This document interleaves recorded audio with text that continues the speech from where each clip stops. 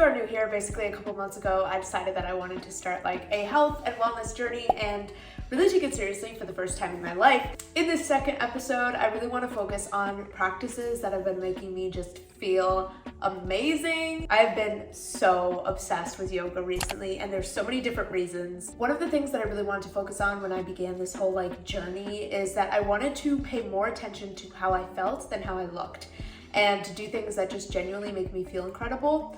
And yoga has become one of those things so quickly. Something I really wanted to let go of was this idea that the only valid exercise was killing myself in the gym. And instead of focusing so much on working out, I really wanted to just focus on movement. And that felt like such a more realistic and repeatable goal, to just try and move my body every day, so that even if I only have 5 minutes before I go to bed, I can whip this out in my own apartment. I don't need to change into workout clothes. I can just do a quick yoga flow, and that makes me feel so much better than if I were to just sit down all day. So this has become a super regular part of my routine, honestly, an every morning type of thing, and sometimes at night too if I want to wind down before bed. Something else that I also really like about it is that it's a great combination between movement and mindfulness or spirituality. So if I don't have the time to both hit the gym and meditate, yoga is a perfect combination where it's very grounding and kind of spiritual, but it's also just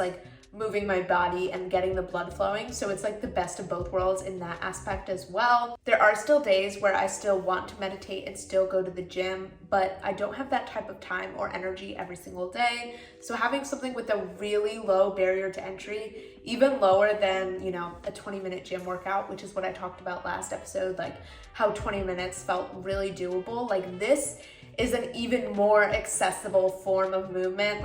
All I have to do is pull up a YouTube video and put this mat on the floor, and that's all that it takes, So one of the main goals that I set back when I did the first video is that I wanted to experiment a lot more with food and try to find healthy recipes that I really, really loved, because I tend to stick to the same meals over and over again. I did find this one breakfast recipe that has been my favorite thing. Yoga and this recipe have single-handedly raised my serotonin levels so much. I found this from Katelynn Nolan, who's pretty much the only health and fitness influencer I follow. She makes all these different types of fancy overnight oats that basically takes a very healthy meal, I don't even really like oats, and spices it up while still keeping it healthy and good for you. So we're gonna go meal prep some of that for the next few days so I can have really healthy and amazing breakfasts. And I want to have a little chat about motivation, because I feel that is the number one barrier / struggle that people have when they enter on one of these journeys, and I'm not immune to that. So specifically, I want to chat about how to stay motivated when you're not seeing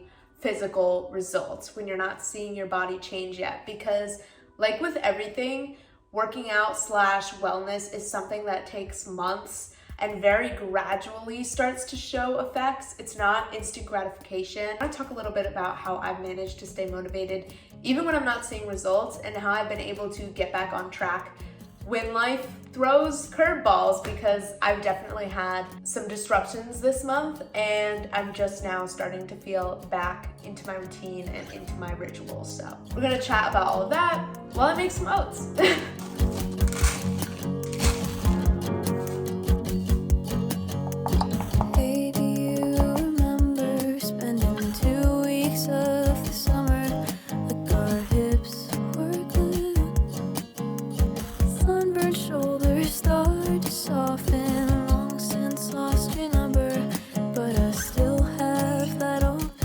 Okay, so we're on to the last step, which is half a cup of oat milk per container. So while I do that, we're gonna have that chat about motivation. So obviously